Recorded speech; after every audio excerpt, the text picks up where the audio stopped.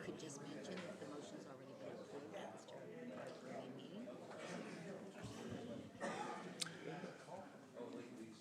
Okay, folks, we'll call the meeting to order again. There was a motion that had approved the agenda and opened the meeting at 5:30, so we don't need to do that a second time around. We are now at the public forum, and we have item number 1, which is a delayed prize draw from the Border Town activities. Let's get Mr. Black to pull it out.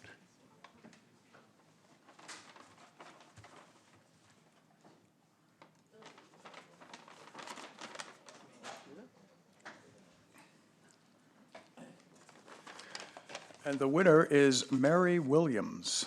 We have an email for her, and we'll follow up with a small set of prizes from Bordertown. Thank you.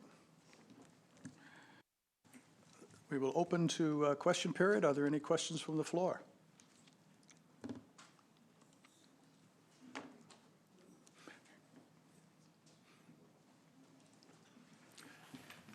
Just for the record, your name, please, and then your question. Yes, of course. My name's Shelley Chase. I live in Sackville.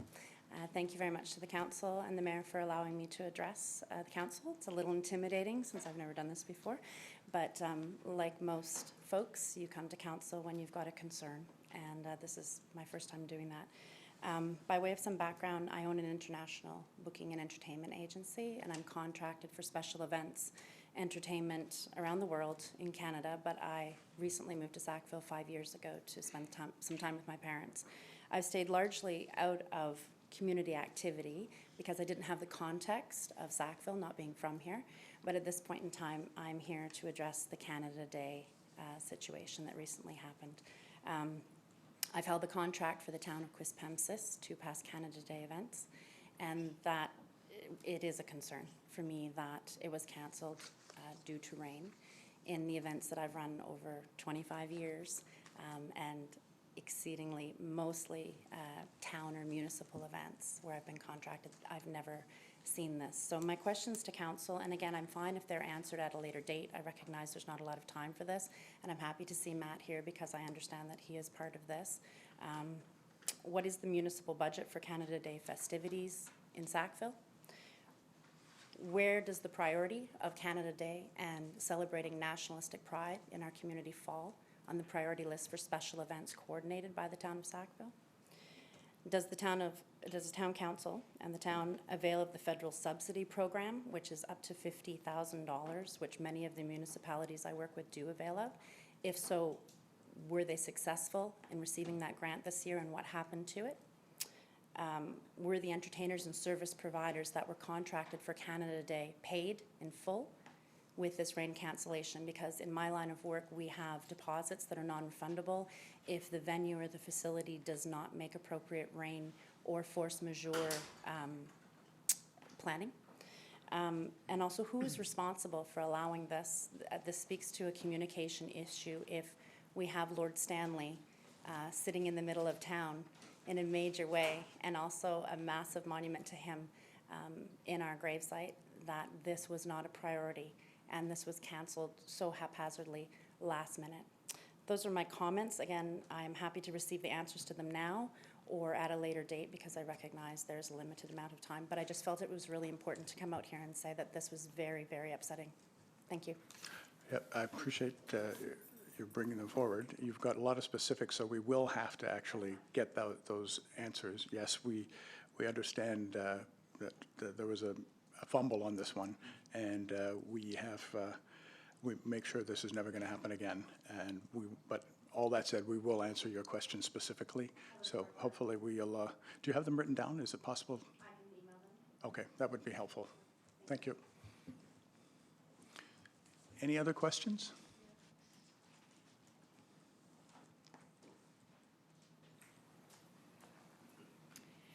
Wendy Alder, of course. I have a few questions. The first one is the $70,000 that's in the budget, not under designated highway funding. What does that cover? So I understand, I think from a previous meeting, that it covers sidewalks, but I guess I'm wondering what else will be included in that $70,000 spend? Like, will we end up with crosswalks to the industrial park?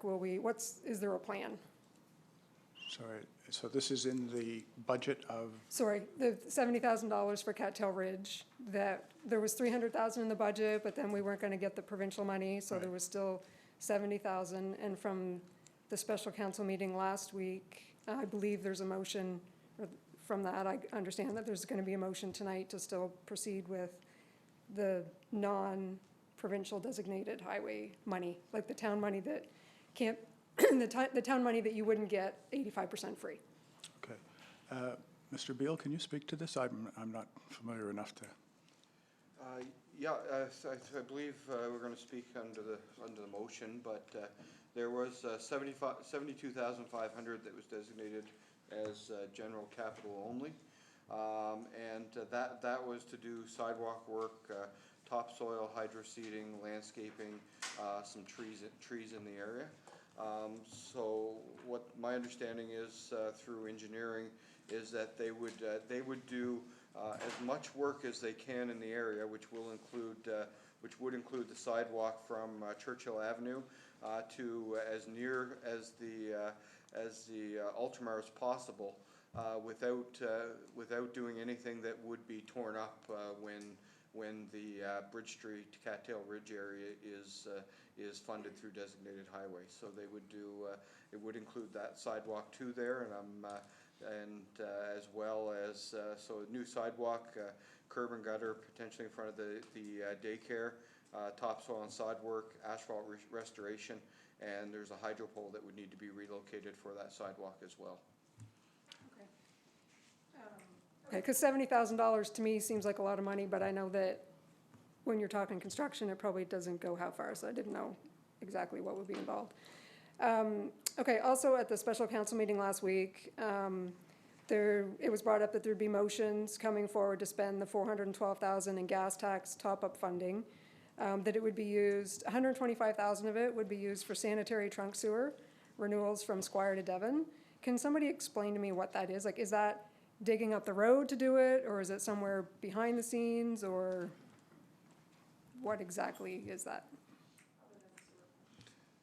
Yeah, that work would, there's a main trunk line that runs from Squire Street to Devon Avenue, and that is over a $500,000 job to do in its entirety. There was $130,000 budgeted this year to do that work, and it would take 3 to 4, maybe up to 5 years to do the entire work. So that would allow extra work to be done this year, and it's all work that would be done through the marsh.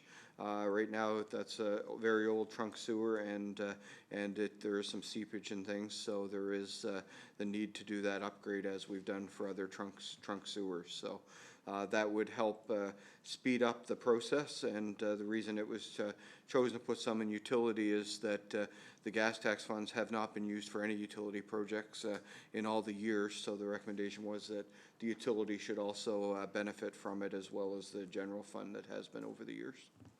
Okay, so gas tax money isn't just for roads, obviously. There's certain criteria to its use. Okay, all right, so it's nothing to do with the road, it's gonna be in the marsh. Sorry? It's gonna be in the marsh, not in the road, like because of where the sewer lines run. Right. It's gonna be in the road, so we're not gonna get any new pavement or anything from Squire to Devon or Right. any part of it, okay. Okay, so then the remaining $287,000 is being proposed to be used for paving for 8 roads. 4 of them are a dead end, and others are not highly traveled, like for example, main roads like Bridge and Main and Queens Road. Gordon Street, Crestview, Clarence, Rectory Lane, all being dead end. Stanley, Walker, part of it to top up the $405,000 that was already there to meet the bid. Ford Lane, which I guess you could argue whether I guess it's one way. Pringle, which is pretty low traffic, and then Ogden Mill. So I guess my question is, how do you decide which roads to pave? I'm assuming there's some kind of an analysis of, the number of people that live on that road, the traffic on the road. Is there a certain criteria of the number of potholes, like how many years ago it was done? How's that decided? Mr. Hicks, would you be? Some of this is going to be repeated when we go through the motion as well. But Yeah, we just recently from RV Anderson had a report completed in 2017 for the evaluation of our road conditions in town. So this list is really, comes from that direction. The streets that are in disrepair and that can be resurfaced without having to deal with the infrastructure, the water, sewer, and storm on the street. So that's where this list comes from, Wendy. The priorities for it, I guess, are evaluated by the town engineer and myself, and we came up with this list. So originally from a report from a consultant, and then you go from there kind of thing based on the worst case. Okay. So, for example, main roads in Sackville, such as Cattail Ridge, Bridge Street, Queens Road, are they all designated highways? And I think they are. If they are, so we're just gonna leave these roads because at a later date, we can get 85% funding from the province, which from an accounting perspective, I understand that. But, you know, there's no guarantee that, obviously, we didn't get any money this year other than to finish the job from last year. So there's no guarantee that there will be money next year. So are we just gonna leave these roads until, like, at what point do we make the decision that, oh, maybe the province isn't gonna give us any more money, so we better consider this ourselves, given they're the highest traveled roads, rather than, small dead-end roads and, I live on Balzer Place and I would never dream that it's a dead-end road. There's, probably 15 houses there. I just wouldn't dream that we would get paved. I would assume that for the next 15 years, we'll get pothole paving on top of pothole paving, but I wouldn't expect that for our main roads. So what's my question? Are we gonna leave it until, how long do we leave it before we go, we're not gonna depend just on provincial money? Yeah, so with the provincial money, the designated highway money, it goes to cover everything curb to curb, but does not cover sidewalks, water and sewer. So, we, through the engineer, they evaluate, which, projects they wish to submit to the province. We have gone many years, many times where there has been no funding, and then there's been large funding in years following.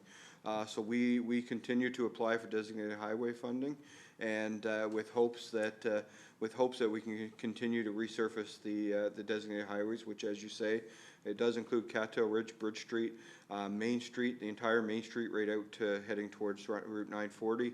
It does include Queens Road, only from Main Street heading towards Dorchester. And we've been fairly successful in, say, the last 10 years. Bridge Street in its entirety was resurfaced. Main Street from, I believe, from the traffic lights all the way out within the last 10 years has been pretty well resurfaced. Main Street from the traffic lights towards the town hall was done over a couple of years when we did the water and sewer as well. So we'll continue to push and ask the province for more money for designated highways. If council chose to make those a priority to spend municipal funds, that would be a council decision. But from a staff recommendation, when there is 85% funding that the province should be paying, we wouldn't make the recommendation on that. We are currently even reviewing how much patching we put down on the designated highways. And I believe we're going to find that we get $70,000 in general revenue from the province to do maintenance on designated highways. Without even taking into account winter control, I would say we're probably 1.5 to 2 times the expenses just in summer maintenance versus what we get. And that's one of the items that we're considering looking at taking forward to UMNB for review moving forward. So. Okay, so I guess the issue becomes if we don't get funding again next year, then we need to take a serious look at what do we do with these roads that are in town, but technically not town roads, I guess. Right, so, and that's a long-standing question of somebody else's road, their Yeah. responsibilities, and they keep backing away from them. And like I said, from the financial side, the accountant in me says, great, I mean, it makes 100% sense, but as a citizen, it's like, you're driving over these roads day in and day out that are just bumpity bump, but. Okay, 2 more questions. At the last monthly meeting, I asked about the DTI sign on the highway, which is still down. We're the middle of July now. Tourism season seems like it's gonna be over before it's fixed. Do we have an update on that? DTI sign, Mr. Burke? Thanks, Wendy. We've spoken to both representatives at the Moncton DTI shop as well as the Fredericton crew, both of who look after highway signage. It's in the one highway sign that was close to the exit 504 has since been put back up. Yep. They know that the other Sackville Center sign, they understand that's down. They are planning to relocate the sign to a new location where the base of that structure was wet. So they're looking to move it to a bit of a drier area, and there is a bit of a process they need to go through, such as getting the necessary locates from some of the utility companies. So they're going through that process now, and they said it should be up within the next 2 weeks. But Okay. certainly, we've voiced our, concerns with the sign being down. We've relayed the information that the question came at a regular council meeting, and they've indicated to us as early as today that they're gonna do their best to get it up within the next 2 weeks. Okay, so hopefully I don't have to ask it at the next meeting. Okay. Okay, my last question, and this is the big topic of last week, which apparently not many people are here this week, but I'd just like to understand the process that took place around the Cougar. So I want to give you my understanding and you guys can fill in. So my understanding is that the Hussars had a presentation to council at the special meeting in February about gifting a Cougar to the town. At the regular council meeting a week later, there was a motion unanimously passed to accept the gift of the Cougar and place it in Memorial Park. 5 months later, so in June, installation began, and there was some resistance from a group of local residents. So the mayor, perhaps the mayor and council, decided to allow those for and against the installation of the Cougar to come to the special meeting in July and present their case. The town published a statement that it wasn't that there was a plan to not accept the gift, but to determine where to put it. So I understand that in democracy, citizens have a right to express opinions and all that good stuff. What I don't understand is why this was allowed 5 months after the motion was made and passed to accept the gift of the Cougar and to put it in Memorial Park. Was the time to speak for and against it was in February when the motion was on the table. So I understand, I think tonight, there's a motion to add a completely different topic, which I'm in support of, micro cultivation as a permitted use in agriculture zone. So my question is, assuming that this gets approved tonight, well, at the next meeting, whenever the third reading happens, assuming it gets, and the business starts building, and then if local residents then see this and are unhappy, are mayor and council then going to allow concerned citizens to come and speak and potentially change the decision?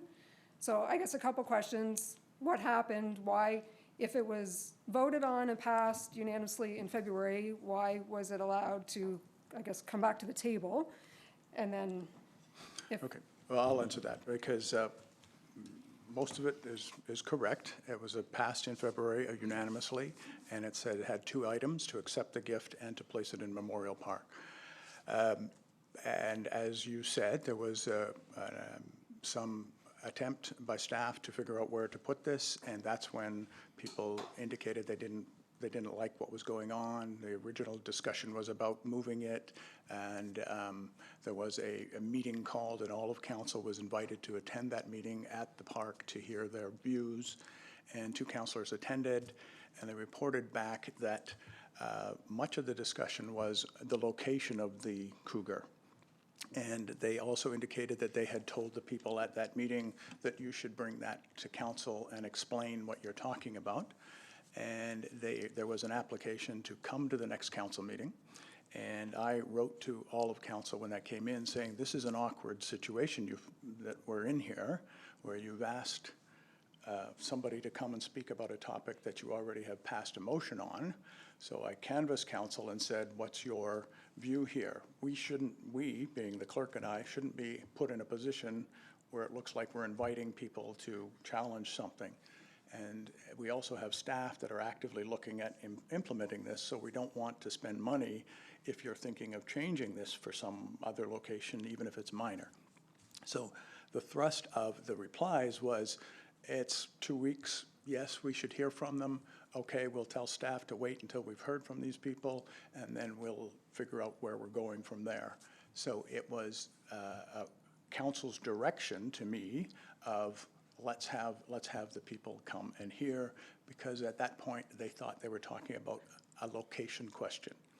So it took on a life of its own in the next week and a half, 2 weeks, and the Hussars responded to the tone of what they thought they had caused in the community. So council didn't withdraw its motion. It didn't make any changes to what it had done. There had been simply a question to council as, did you want to hear these voices you've just spoken to and have asked to come forward? Okay, so it started off as just a location move, but then it turned into, we're against it because it depicts war and all the other stuff that. Well, it took its own life as it went along. Okay, so I guess I'm not a politician, I don't know from the council side what's all involved and stuff, but I guess my caution would be like, you make a decision, and then you allow people to come forward 5 months after the fact. So my example with the cultivation, the cannabis cultivation, what happens if in 5 months' time people say, oh my goodness, I had no idea that this was happening, do you all of a sudden? Well, I guess the difference is that we didn't change, council didn't change their decision. The Hussars changed their decision. So in this case, they're not the same thing, though. They're not the same thing if council has not changed its mind. So it's kind of a false narrative to say, what if you do this again? Because we never changed our mind. But not the decision, I shouldn't say that you changed your decision, I should say, just to allow people to come and speak. So if in 5 months' time, people decide they don't like a cannabis cultivation, I guess they can come and speak about it. And Again, I guess you're surmising something that we rarely see. When council makes a decision, and we did in this case, we stuck with the decision we had, and the Hussars changed the situation. So most of our motions are not retracted by council. right, and I've never seen it before, so I guess that was my concern would be that this all of a sudden opens up the whole Pandora's box of, but to your point, it wasn't retracted, it wasn't, so, okay, Right. I'm done, thank you. Okay. Any other questions from the floor? Okay. Hearing none. Disclosure of interest. Any councillors all seen the agenda? I understand that one of our staff may feel they're in conflict with one of these items, so they'll step out on that conflict, potential conflict, just to be clear. But there's no disclosure from council. Okay. Okay, minutes, regular meeting on page 3. You've all had the opportunity to see it. Moved acceptance by Councillor Evans, please. Seconded by Councillor Butcher. Question? All those in favor? Aye. Opposed? That motion is carried. Special meeting of council July 2, page 11. Moved acceptance by Councillor Evans, seconded by Deputy Mayor Aiken. Question? All those in favor? Aye. Opposed? Motion is carried. Business arising. Any business arising anybody noted? I did not. No? So Southeast Regional Service Commission, starting with myself, but I'm deferring to Deputy Mayor Aiken as he attended the last meeting on my behalf. Thank you, Worship. This was the meeting the last Tuesday in June.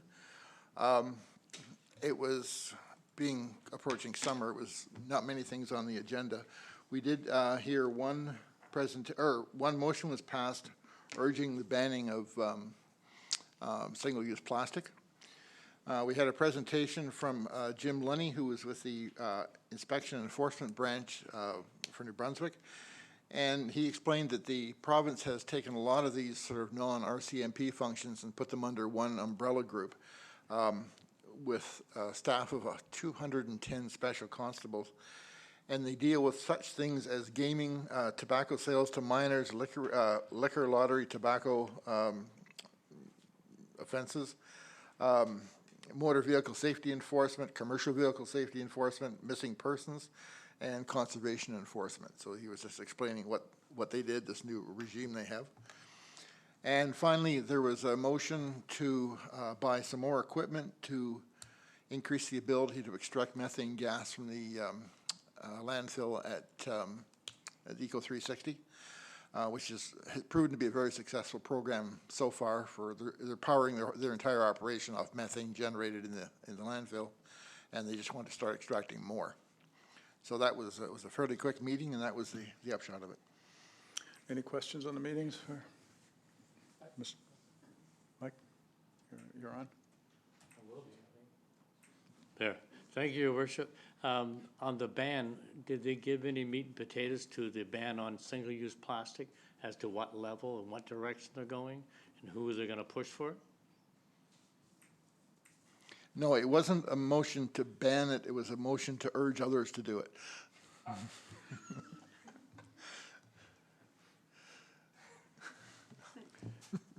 And did it pass?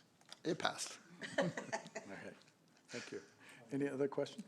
Councillor Tower? Did they say what other people they were going to approach over this at all? Did they give any indication what they're actually trying to achieve? No, I think it was more of a, it was put forward by one of the, Chuck Steves from the local service district. And really, it was, the way he presented it was just a motion that's saying that the Service Commission stood behind these, the banning of single-use plastics and urged the municipalities to do something about it, which may be entirely, somebody pointed out it might be completely moot if the federal government goes ahead and does it itself, so. But it was just to urge it to happen. Any other questions for the Deputy Mayor? No? Okay, we will move to item number 2 under planning. Ms. Bickford. So in the month of June, 9 permits were issued. This brings our total to 35 permits at a year to date at a construction value of approximately $3.8 million.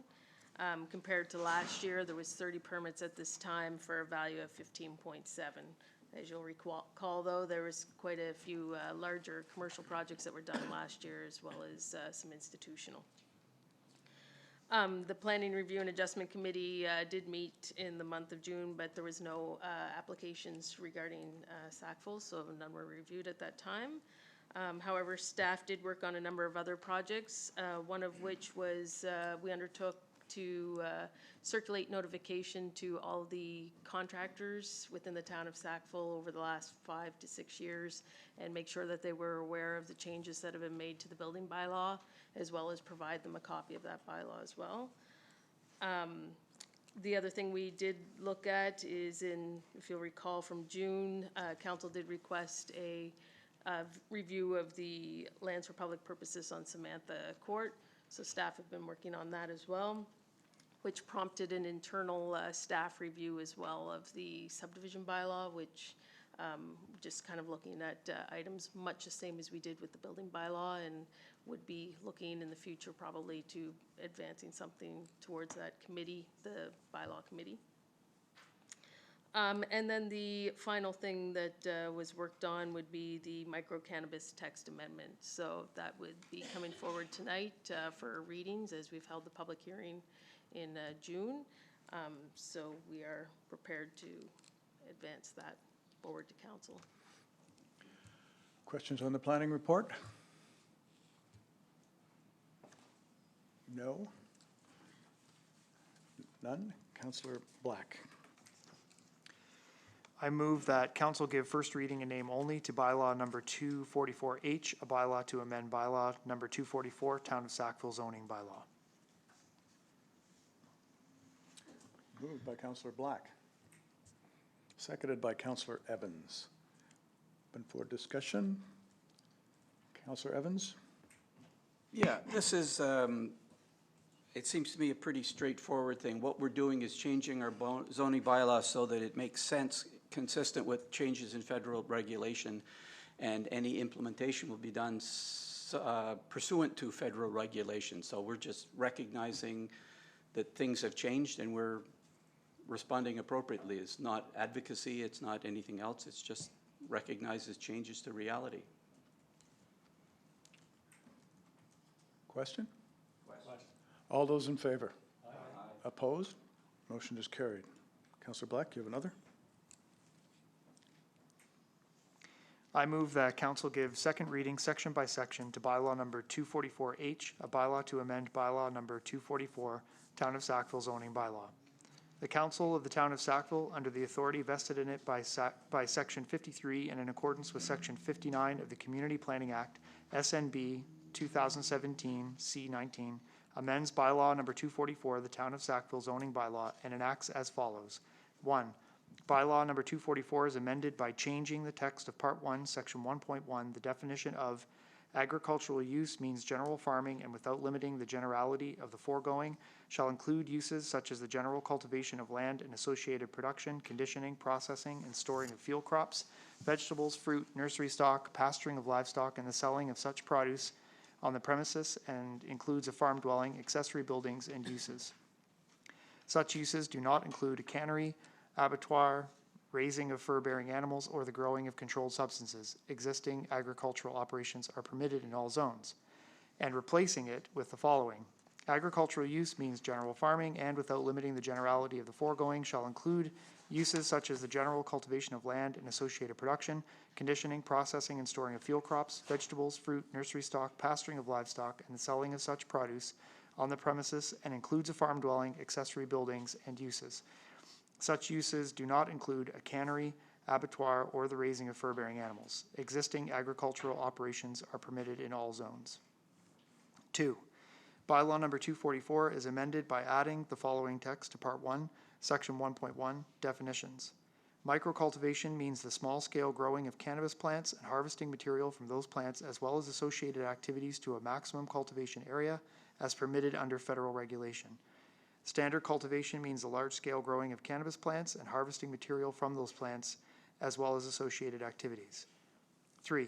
Bylaw number 244 is amended by adding the following text to Part 16, Section 16.1A, permitted uses in the agricultural conservation zone.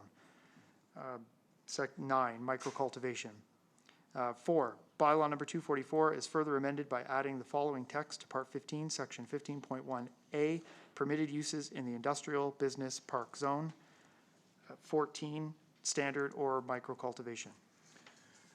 Moved by Councillor Black, seconded by Councillor Tower. Floor is open. Comments? Councillor Finney? I'll be voting against this because, first of all, I'm not a fan of cannabis. I did my share years ago, but I don't think it's a good thing to be doing today. So therefore, I don't think we need to be having a place in the town that's actually selling it, that's going to be growing it, let alone selling it. So, thank you. Councillor Finney, any other comments? Question? All those in favor? Aye.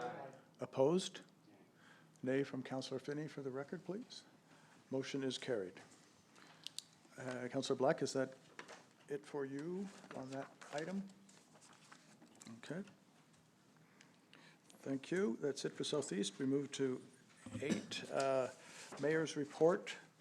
And obviously, as you can see, a lot of time of mine was spent on media in the last month.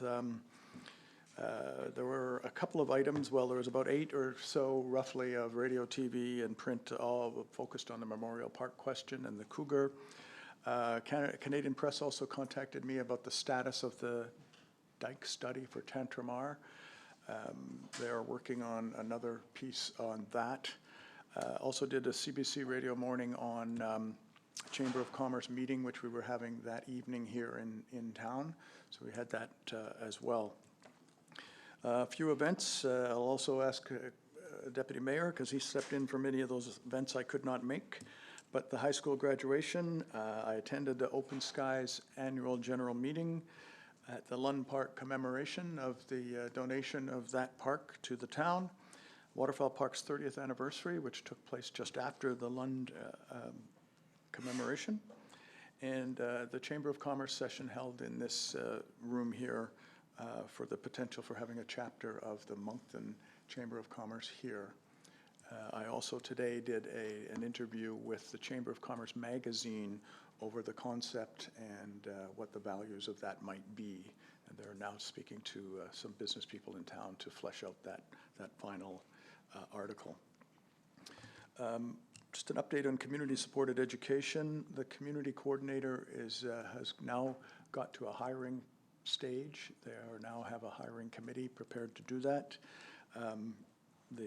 the research intern is continuing on the value and the impact of education, and I'm meeting Dr. Brett tomorrow about some of the methodological questions that might arise in that. And my steering committee is about to take shape.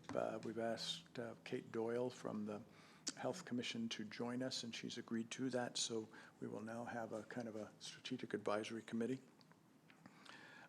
Also, following up on some things at FCM, which we should talk about in the next meeting, but there I met with UMNB several times and also with CN, and we have an agreement now to come here to have a meeting about the potential for creating a pilot project of alleviating flooding near railway lines for local government contexts, and DTI is very much interested in that meeting as well and is attending. Also had a couple of contacts with Amherst and Cumberland County Warden on the Canadian Press's interest in why is that Tantramar Dike study 13 months waiting to be announced. And we couldn't answer that question because it's not our money or our decision. And then some miscellaneous things. Federal Green Party candidate asked to meet, which I did meet with her after she was nominated for that position, as I do with any candidate. I did attend a local government and taxation committee of the Regional Service Commission, and it was really a fact providing situation about how LSD tax rates are set, collected, and expended. So the focus was for us to simply, as a committee, understand what types of money we're talking about, what's the logic, what's the process, and what component of the local regional economy does that set of revenues meet in an area that doesn't have a formal governance structure. So we will move on from that into questions of governance structure after we're comfortable with what the fiscal underpinnings of that might look like. I did mention, I think it was last month, but it might have been 2 months ago, that I had been contacted about a 6-person service agency looking to come to town, and I'm happy to say that about a week ago that took place here. They're now operating out of town offices, so pleased to see that happen. So that's pretty well it. I do have some stuff to talk about FCM, but we'll do that when everybody's ready to make their reports. Any questions on my report?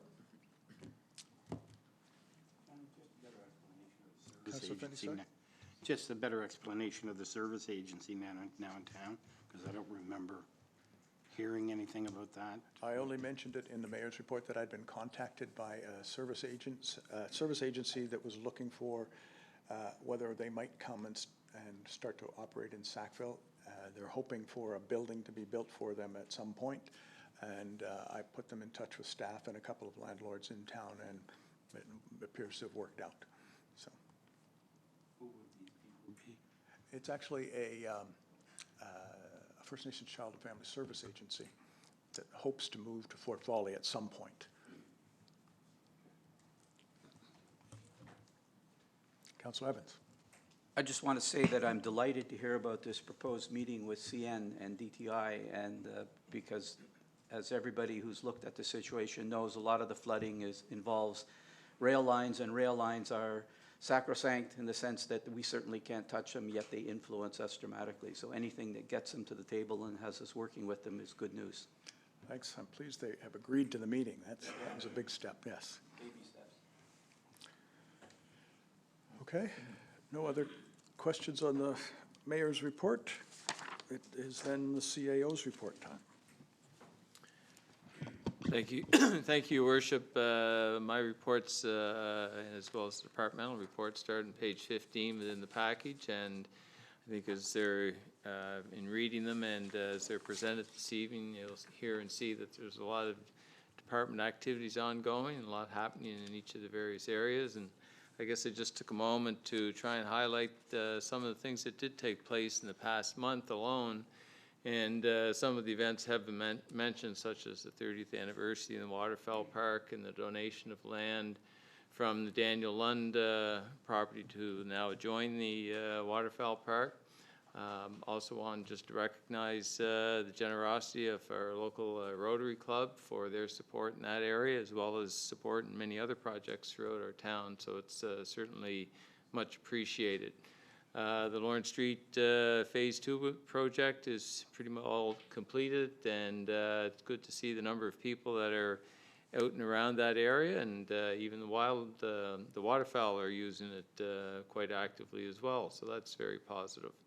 And there's another number of other notes there, such as the annual report that's now on our website, and going through that, there's extensive information in terms of the town operations consolidated in one place.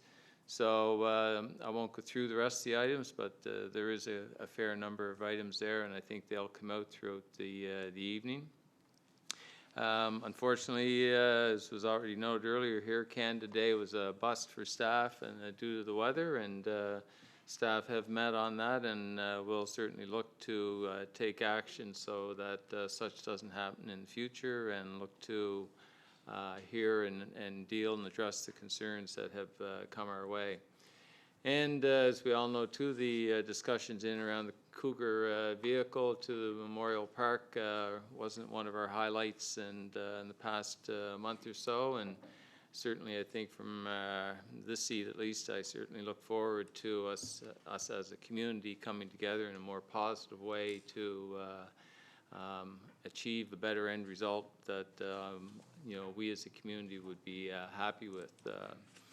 And in addition, there'll be a number of motions from an operational sense that deal with our day-to-day business as well. And so with that, I'd leave it at that, Your Worship. And if there's any questions, certainly look to try and answer them to the best I can. Councillor Evans, please. As usual, not a question, but a comment. I'm glad you singled out the opening up of the park around the retention pond. I've got so much positive feedback from that, and I often feel a little bit guilty when people thank me for stuff which was obviously done by town staff and arranged by town staff and done by contractors and stuff. But what a huge success that has been. There's the functionality of the flood control part, but with a little bit of extra expenditure, we have another lovely park right in the downtown area. And every time that I've been walking in it, there have been other people walking there. As the CAO said, the killdeer and the kingfishers are there, the ducks are there, and it hasn't even started growing in yet, so I can hardly wait. I think it's another jewel. To me, it's like the waterfowl park. It's a wonderful addition to the town, so kudos to staff. It's been a long, hard slog, and I'm grateful. Thank you, Councillor Evans. Any other questions, comments on the CAO's report? Hearing none. We'll move to Finance and Administration. And Councillor Deputy Mayor Aiken.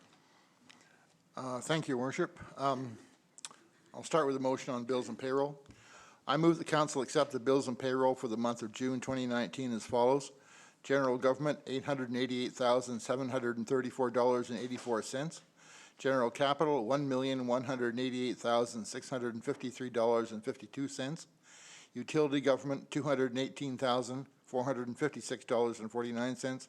Utility Capital, $21,122.75. And salaries, $225,223.27. Moved by Deputy Mayor Aiken, seconded by Councillor Tower. Question? All those in favor? Aye. Opposed? Motion is carried.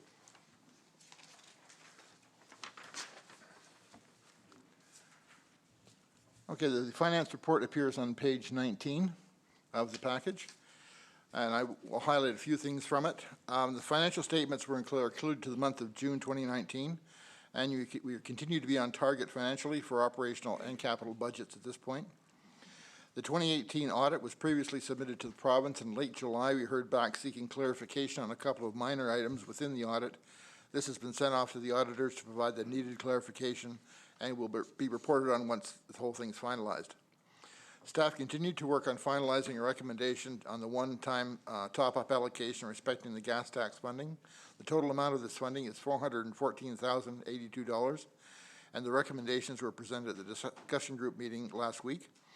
I have motions later on the revised capital investment plan respecting the gas tax fund to be able to spend these funds. Water meters for the period of April to June 2019 were read on June 28th, and we're currently working on bills that will go out during this week, I understand, right? During June, we issued shut-off notice to 130 accounts with a total value of $69,299.26, giving until mid-July to pay or make arrangements to pay. This compares to June of 2018, where 131 accounts were issued notices that had a total value of $96,081.17. So approximately the same number of accounts, but with quite a bit less money. We received a request to settle an unconnected water account. The said account is connected to sewer but not water and has remained outstanding for some time. The recommendation is being brought forward in a motion tonight to settle this unconnected account similar to others whereby they pay for the charges that were issued for water and sewer billings plus a portion of the interest. 2019 dog tags remain available at Town Hall. Proof of rabies has to be given along with the application for the tag. And a reminder that with the summer now upon us, animals should not be left in vehicles for any period of time. These animals generally, especially dogs and cats, can only lose heat through their nose and their paws and their tongues, and so they're far less able to cope with the heat than we are. So any amount of time in a closed vehicle is bad for them. Summer bylaw students continue to work and be very active patrolling our parks, monitoring 2-hour and legal parking as well as responding to other complaints. With the 3 students, we are nearly able to cover 24-hour day shifts with few exceptions. Information on common bylaws they deal with was placed in our monthly newsletter. And finally, the animal control and bylaw enforcement statistics for June are attached. And I will try and entertain questions or refer them to the Treasurer. Any questions on the report? Councillor Michaud, please. I'm just wondering if there's any more information in regards to what the province has asked for clarification on in regards to those minor items in the audit that you might be able to provide. Mr. Bill. Yeah, I don't have the email right here in front of me, but it is just a couple of formatting things that are in there. One was on the reserve fund. We did supply a certified copy of the reserve fund, but they also wanted it noted in the notes to the financials as well. And there was another clarification within the notes that they were looking for. One of them they said just to ensure that it's done in the future. The other one said that they would like to have further clarification on it, but I could provide more detail on that and will as well once the auditor gives me some information. Great, thank you. Any other questions on the report? No, I think you have motions to Motions, yes. I move that the document entitled Revised Town of Sackville 5-Year Capital Investment Plan for the Gas Tax Fund Administrative Agreement 2019 to 2024 be adopted. Moved by Deputy Mayor Aiken. Seconded by Councillor Evans. And is there any further information to be added, or are you? Okay. Mr. Beal, is there? So this is as presented at the discussion group, whereby we're recommending a portion of the funds be spent in the water and sewer fund allocated to the storm sewer work, which would be from Squire to Devon Avenue. The remainder looking at allocating to paving. I did receive an email today actually from the gas tax fund advising that the money, contrary to their previous email, would not be released until after revised gas tax fund has been submitted and approved by the minister. So what needs to happen is once this motion is prepared, then a revised plan will be submitted later this week in accordance with what was presented at the July discussion group. Once we receive back, which could take 2 to 4 weeks, we're then authorized to spend the money, and the $400,000 will be released to the town. So in the meantime, Engineering Public Works, if the second motion, which is coming under them, is successful, we'll be proceeding with getting a tender ready So if there's anything more detailed, I can clarify that. Councillor Evans, please. Yeah, I'd like to speak in favor of the motion. This is an example of the prudent fiscal management that the town has been exercising. We are, I think, all of us strong supporters of the push to an asset management plan. We need to make sure that the assets that we have, we maintain. We don't allow them to deteriorate to the point where they have to be replaced. So that when we get a windfall like this, we don't go out and spend it on something new, but rather we maintain the assets we have, do a little catch-up. Deferred maintenance is a chronic problem, and I think with the choice to expend this one-time money this way, it helps us catch up and deal with that. So once again, kudos to staff for recommending this, and I'll be happy to vote in favor of it. Other question, comments? Question? All those in favor? Aye. Opposed? Motion is carried. You have another, Deputy Mayor? Yes. I move the council settle the unconnected water and sewer account known as 2440-067 as directed to the in-camera discussion of July 2nd, 2019. Moved by Deputy Mayor Aiken, seconded by Councillor Tower. Question? All those in favor? Aye. Opposed? Motion is carried. Thank you. We will then move to tourism and business development. Councillor Tower, please. Thank you, Your Worship. The information report is on page 27 and 28. The number of visitors at the Visitors Information Center in June 2019 was 1,709, which is up from the 1,411 in 2018, which means approximately a 20% increase. The better weather had to help us, of course. The absence of the Visitor Center in Allac, that some people are starting to catch on, hopefully, to come here. And the additional signage is definitely going to be helping as we go forward, too. The Watertown Festival ran May 22nd to May 26th with the total expenses of $17,885. The festival itself generated $8,649, so the net cost of the town was $9,236. The budget for the event was $12,500. We were under budget by $3,264. In addition, it has been calculated that the festival generated approximately $28,196 in local spending during the 2019 event.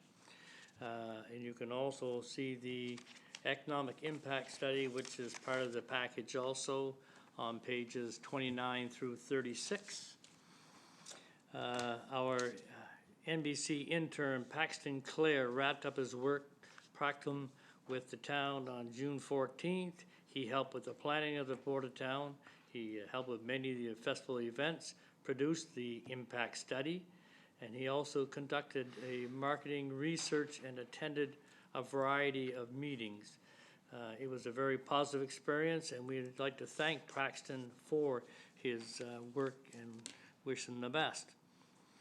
On June 25th, we offered a local tourist attraction tour for businesses who deal with visitors.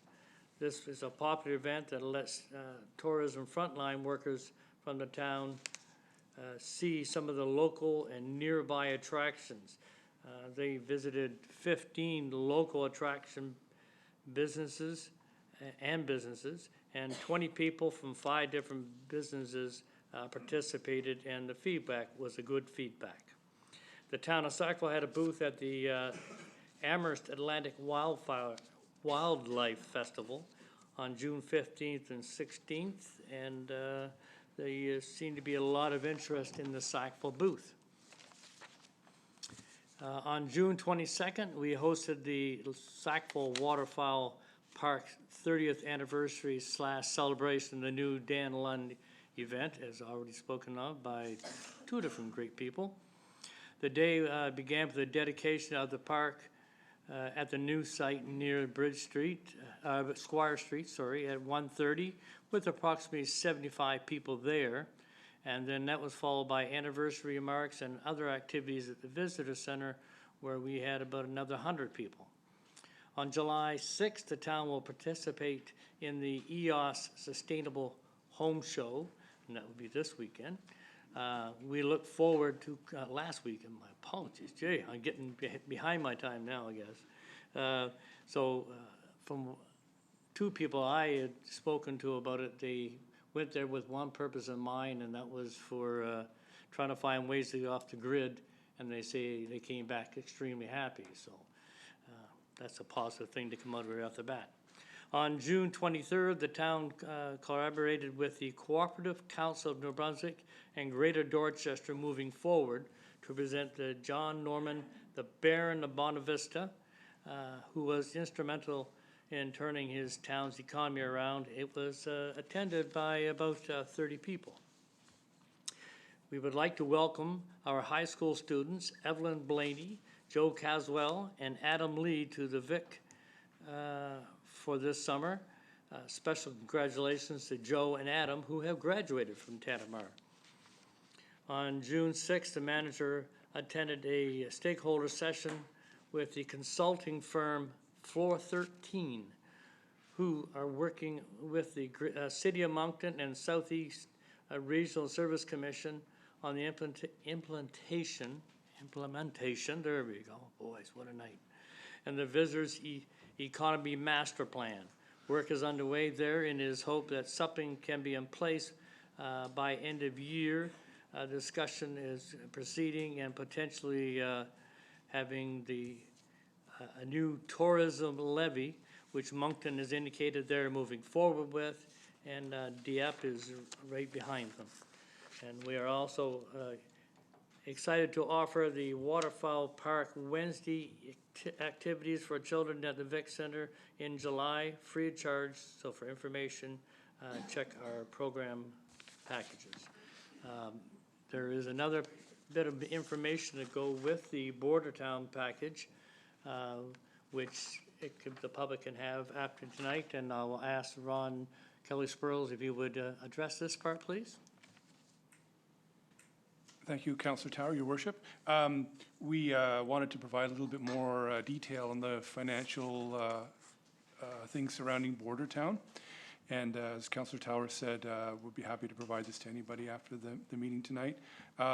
Just to dive into it with a little bit more numbers, we wanted to tell you that the total revenue, as stated, was $8,649. $6,025 came from the Joel Plaskett concert, and $2,624 came from the Mullinger event. And the expenses from the Bordertown account line were the Plaskett fee and expense was $7,480. The Mullinger fee and expense was $2,043. Sound for Plaskett and Mullinger was $2,000. Venue expenses were $1,149. Then we had a number of community partners, which we also subsidized their presentations. Libate Theatre, their presentation of Cole, we gave $1,500. I should mention it's also 60% of eligible expenses is what we gave them. The Sackville Legion Fiddle Concert was $1,430. The Society for Creative Anachronism of Avonmore demonstration was $41. Festival of the Mars presentation of Kenny James and Mark Green was $959. Sackville Festival of Early Music presentation of Alchemy was $633. Playwrights Atlantic Resource Center Playwrights Cabaret was $250. And the Art Hive workshop was $400 for a total expense of $17,885. So when you look at the total actual cost to the town of Bordertown, you take our expenses of $17,885 and subtract our revenue of $8,649, and we're left with expense of $9,236. And as Councillor Tower already mentioned, our budget was $12,500. So we're quite pleased to be a little over $3,000 under budget. We also wanted to mention, just to make sure that everybody's aware of all the expenses to do with Bordertown. As with any major town event, such as Fall Fair and Winterfest, we also have advertising expenses, and we have all of our advertising promotes the town as a whole, and the cost of the advertising that featured Bordertown especially was $4,710. And this is part of an overall tourism and business development advertising budget of $29,700. And this advertising included online posters and brochures and newspaper ads. And some people may be wondering why this expense wasn't included in the economic impact study. And we had some discussions with this, Jamie and I in Paxton, and we felt that because this amount would be spent in any case, if we weren't spending it on border town advertising, we would spend it in some other place. The actual cash outlay for the town would be the same whether, for advertising, so it would be the same whether we did border town or not. So in order to get an accurate assessment of is it worth spending the extra money on border town, we only looked at the money was spent on the program from border town. Having said that, still we're looking at a kind of a 3-to-1 ratio of money spent for border town for economic impact, and even if you add in the advertising cost, it's still a 2-to-1 expenditure, so we're quite pleased with that. I'd be glad to answer any questions. Councillor Michaud. Thank you, Your Worship. I guess my question, I was, after reading through the economic impact study, I just found it interesting to kind of get a sense of how it affected business in our town. 17 businesses were contacted, but it states that only 5 actually participated. And I'm just kind of wondering what the barrier might have been there, if there was no interest to participate, or I think it was a variety of things. Some people indicated that they because we wanted to do the study in a fairly short period of time, so that we got responses while people were still thinking of it, and also so we could get it to you and to the public. Some people just hadn't had a chance really to sit down and kind of go through their details and see whether or not it affected them.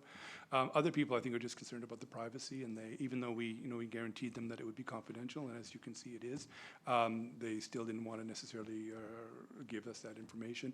Other times we just had trouble contacting people. It's a difficult time of the year sometimes because people are busy doing other things, or people on vacation, that sort of thing. So Paxton made several attempts to contact each group that he had spoken to, and he did a lot of preliminary work in terms of talking to groups and sort of setting them up for the idea that he would be in touch with them after the festival, but he was only able to reach 5 in the end. So.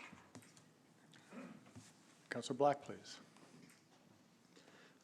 It's more of a comment, but so this is another border town that has been successful, which is great to see. And the impact review provided by Paxton is fantastic. But the best part about it is the data collection and the metrics. There can definitely be more to grow in this area. I mean, he did a really good, sort of baseline survey in collecting the data that we need, but it can certainly grow in that respect.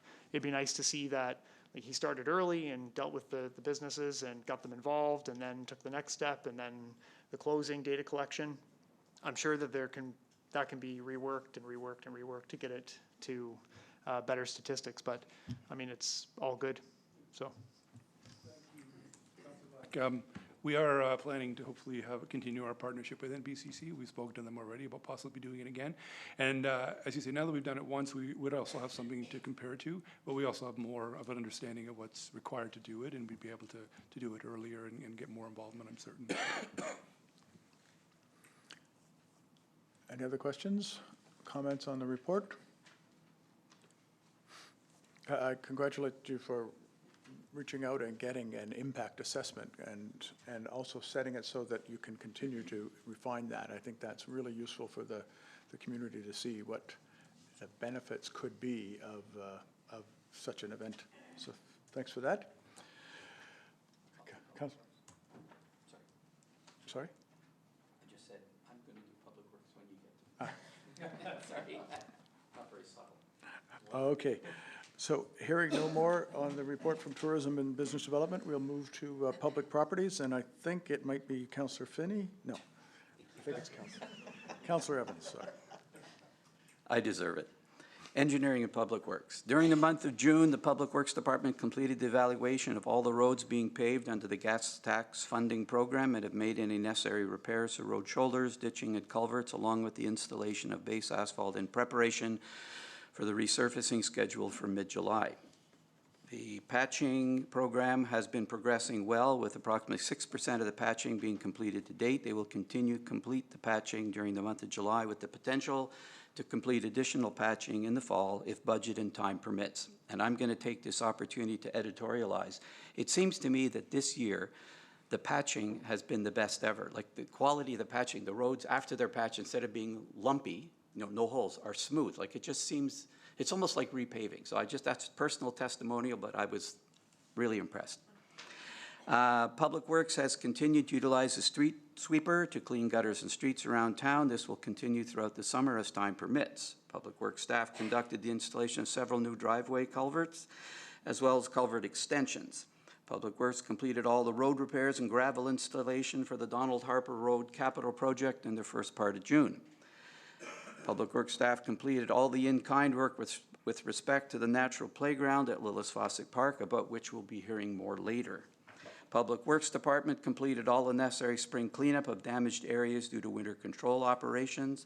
They worked with Parks and Facility Department and a local contractor to relocate some of the playground equipment from Lillis Fawcett Park to Beach Hill Park and completed some drainage repair in the park.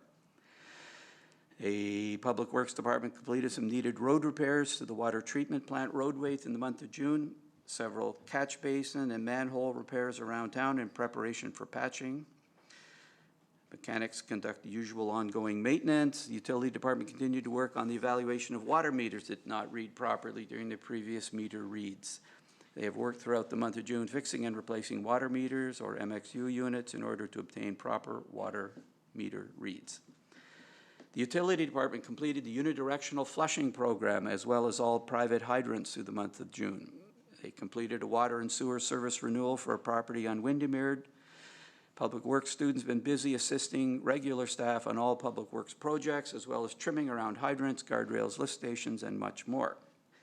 Engineering Department continued to work with Crandall Engineering and Birch Hill Construction Limited on the construction of a new stormwater retention pond and related works project through the month of June. The project is nearing completion, dare I say completed, with tailings to be added to the access roads and some topsoil and hydro seeding around the perimeter of the retention pond. The pond worked well during the month of June during a significant rainfall event of between 60 and 70 millimeters of rain. All remaining work on this project should be completed within the first few weeks of July.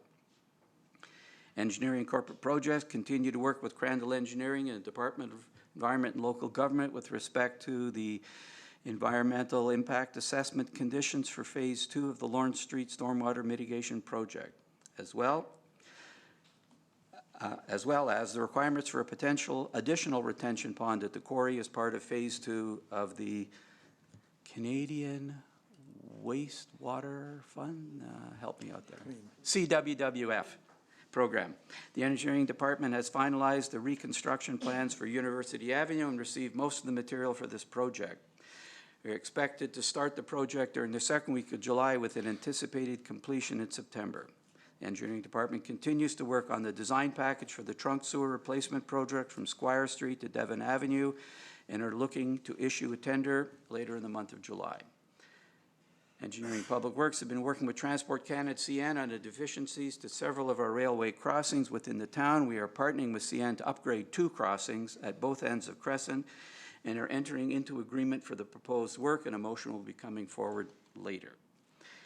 Engineering and Finance Department has completed and presented to Council on Tuesday, July 2nd, a revised Town of Sackville Capital Investment Plan for the Gas Tax Funding Administration Agreement, and we have provided recommendations to Council for a one-time top-up for the Gas Tax Funding Program for 2019, and I believe we've already passed that motion.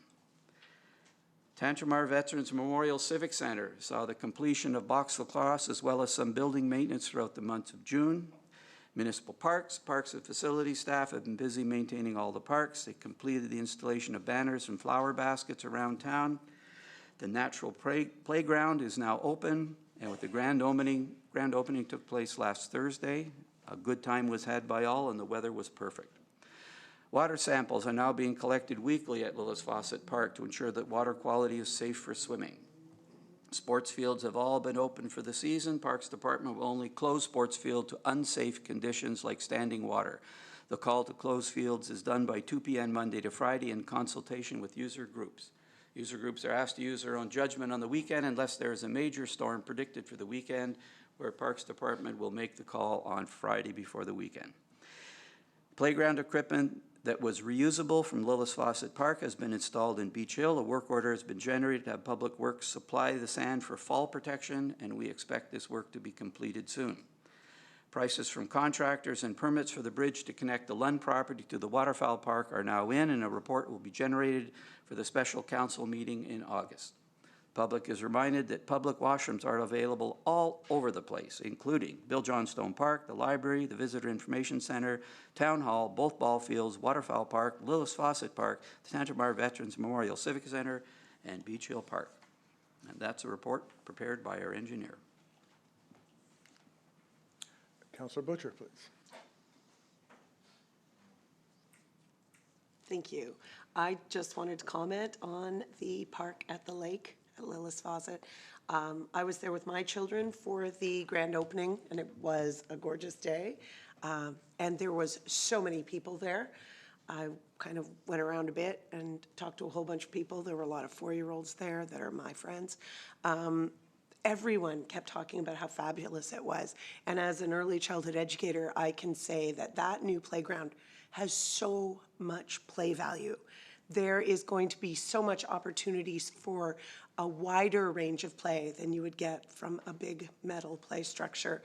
I know that time spent at the lake in the past, I was really surprised to hear and see so many people come from out of town, and they talk about what a gem it is and how lucky we are to have this place that people are coming from Amherst, from Moncton, from Shediac. And they were talking about how great it was that you could come here and swim and had lifeguards and it was free. And it's even better now. And my children, who are slightly older, were really excited to hear that the play structure that used to be at the lake has now been moved up to Beach Hill, because apparently you can play grounders on it, and you need that too. So awesome. Now we have 2 spots. Thank you, Councillor Butcher. Councillor Black, please. Again, just a few comments. Great idea about the playground equipment at Beach Hill. That's fantastic. And to echo slightly what Councillor Butcher said, I heard a few people, overheard a few people talking about traveling from from Moncton to Sackville to go to the beach here at the lake, not expecting that the grand opening was happening. They said that it was worth their while to travel to Sackville to go to the beach, because if they had traveled to Shediac or some of the beaches around the Moncton area, they wouldn't have the opportunity to have their kids play freely. They would constantly be keeping an eye on them, and the beach here was just as good. So I guess it would be, I've always said that the lake is a sort of a hidden gem in Sackville, and it's something that I hope over the next few years we can try to continue to work on and get it even better than it is. The last thing I'll say is the retention pond as well. I took a walk around it today, and it was just fantastic. I saw some sandpipers in there, and it just looks wonderful. I'm so pleased with the way it looks when you see it on paper and you see it kind of coming together. It's hard to see what it'll look like in the end, but just wonderful, wonderful job. So kudos. Thank you. Deputy Mayor. Thank you, Your Worship. Again, I did part of the opening up at the Lillis Fawcett Park, and it's really quite a spectacular addition to the town. And I think we owe a debt of thanks to Matt Pride, who managed to get this thing built for mostly using other people's money. But to be a bit of a Grinch, I got a email from a resident on Morris Drive about parking. And it's becoming a bit of an issue, apparently. People are parking on lawns, and essentially getting out on the street is very difficult because people are parking on both sides of it. And I wonder if that's a problem we might want to try and jump on before it gets to be too egregious.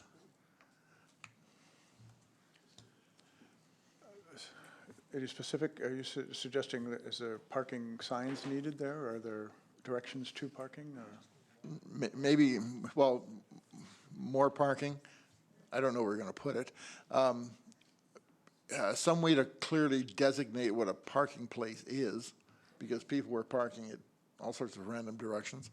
And maybe signage, either putting no parking signs in places or directing people across the road to the parking area by the lift station, or even the parking area near the mailboxes. But some signage directing people there might be useful. Yep. Thank you. Councillor Tower. Thank you, Worship. On the washrooms, these are all listed on our town website, but do we have the hours of operation for those?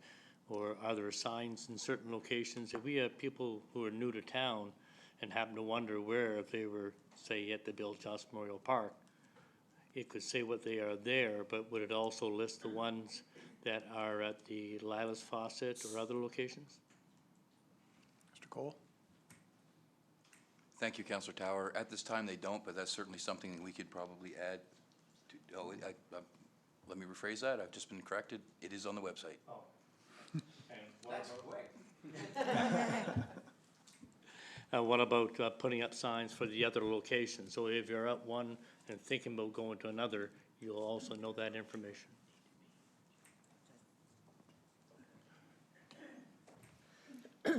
Yeah, thanks, Councillor Tower, and just, as Todd indicated, they are on the website. They indicate that most of them are, like, for example, here at Town Hall, the washroom facilities are open during regular business hours. Or if it's seasonal, we indicate in the post that it is seasonal. So the posting actually appears under the frequently asked questions section of the website. We don't have any I shouldn't say we don't have any. We do have some signage in the kiosks downtown that demarcate where the public washrooms are, but aside from that, there wouldn't be any additional street signage or wayfinding signage in the downtown core. Very good. Thank you. Any other questions on the report? Councillor Evans, I think you have a motion. I believe I do. Yep. I move that council authorize the mayor and clerk to sign and seal the two CN agreements as presented at the July 2nd, 2019 special meeting of council for the upgrade of two CN crossings identified as Crescent Street at mileage 86.55 and Crescent Street at mileage 85.85. Moved by Councillor Evans, seconded by Councillor Black. All those in favor? Aye. Opposed? Motion is carried. I move that council approve an additional breakdown for the 2019 gas tax fund for paving projects in the additional amounts of $289,000 with the following streets and estimated distances to be completed. A, Stanley Walker, 400 meters, and that would complete the 2019 allocation. B, Gordon Street, 85 meters. C, Ford Lane, 85 meters. D, Crestview, 55 meters. E, Clarence Street, 250 meters. F, Pringle Street, 250 meters. G, Rectory Lane, 140 meters. And H, Ogden Mill Road, 600 meters. Moved by Councillor Evans, seconded by Councillor Tower. Mr. Beal, you did speak on this earlier. Is there anything you'd like to repeat or add, or? Other than, as noted, the 289 is the amount listed that was presented under the gas tax. So the funds can't be spent until the report is filed and accepted by the minister, and we received that. The review was done as indicated by Public Works of which streets were scoring the worst within the street breakdown, street review that was undertaken, and which don't have water and sewer services that would be done within the next 10 years. So if there's water and sewer required to be done under them within a 10 to 15 year cycle, then they would not be just repaved, so that we don't repave them and dig them up in a few years. Councillor Evans? I'd just like to follow up on that. There's one thing I really like about how we make the choices to pave streets. It's not a political thing the way it is in some communities, it has been some time. We have a list which prioritizes based on a whole lot of things: condition, number of people, traffic, but also, as Mr. Hicks alluded to earlier, the infrastructure underneath it. We don't want to go through the embarrassment of paving a street and then digging it up to replace infrastructure under the street. So all of these things are factored in. We have a list which we are shown periodically with we rate them, I think A, B, C, D or whatever in terms of priority. And so when this money came by, we already had that list. We didn't scramble to find it. We just picked the ones.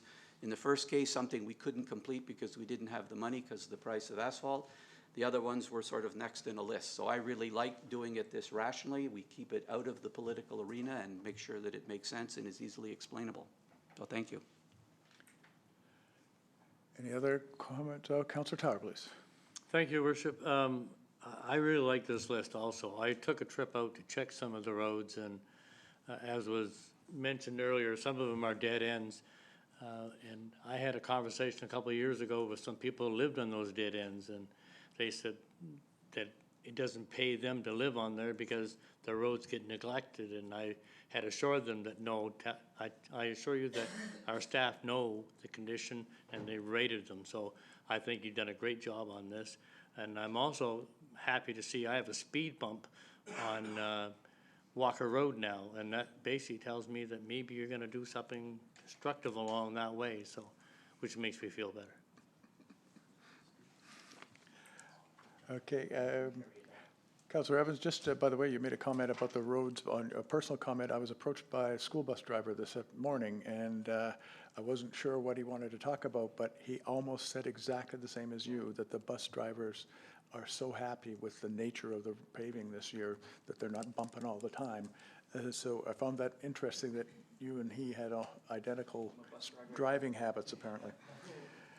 So any other comments on that? No question? Question? All in favor? Aye. Opposed? Motion is carried. Thank you.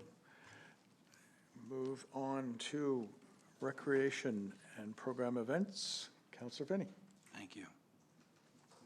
Our summer programs are underway, and registration has been great for all of the programs. Unfortunately, our Canada Day celebrations were canceled due to the weather. Staff are aware of an advertising error stating that the rain location would be the Civic Center. However, that was never part of the plan. The event has been addressed among staff, and an improved plan will be implemented moving forward. The department would like to apologize for any inconvenience this decision may have caused residents. Volunteer recognition night took place at the end of June, where we recognized 5 amazing volunteers. This year's Titan Community Achievement Award winner was Ainsley Cunningham. We also had 4 long-term service award winners for 25 years of volunteerism in Sackville: Dave Wheaton, Paulette McNally, Wayne Harper, and Sandy Harper. Congratulations and thank you to those who submitted these deserving names. Excuse me. In the interest of environmentalism and reducing single-use plastics, staff from the department has recommended that our recreational events and programs be promoted as BYOC, Bring Your Own Cup. Through strong promotion, we hope to encourage residents who would like a glass of water or a hot chocolate in the wintertime to bring their own cup so we can fill it up. Congratulations to the sole 2019 inductee to the Sackville Arts Walk, Ernie Sears, who will be inducted under the Arts Builder category. Details about the induction ceremony will be announced soon. New Brunswick Day celebrations are scheduled for Bill Johnstone Memorial Park on Monday, August 5th, from 1 to 3 p.m.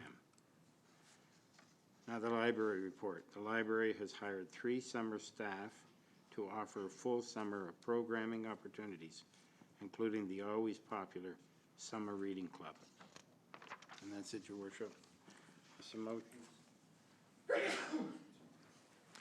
Any questions on the report? Oh, Councillor Black. I just want to say the Bring Your Own Cup initiative, I think that's a really awesome idea. I can't wait to see how that plays out. I think that's pretty cool. It wasn't mentioned in the report because we usually touch on highlights, but the Beach Hill Park Challenge is this weekend. And as always, it seems to be a scramble at the end to get people to come, and people just show up kind of last minute, but pre-register so that there's lots of people that are going to be running the race and in competition, but I'm looking forward to it myself. Thanks. Councillor Evans, you're also in the challenge? Councillor Black is prepared to defend his title. I just also wanted to mention something that was in the report, and I think it's worth noting, is the Street Chalk Festival is back after a year's hiatus, and I think that would be a popular thing and worth noting.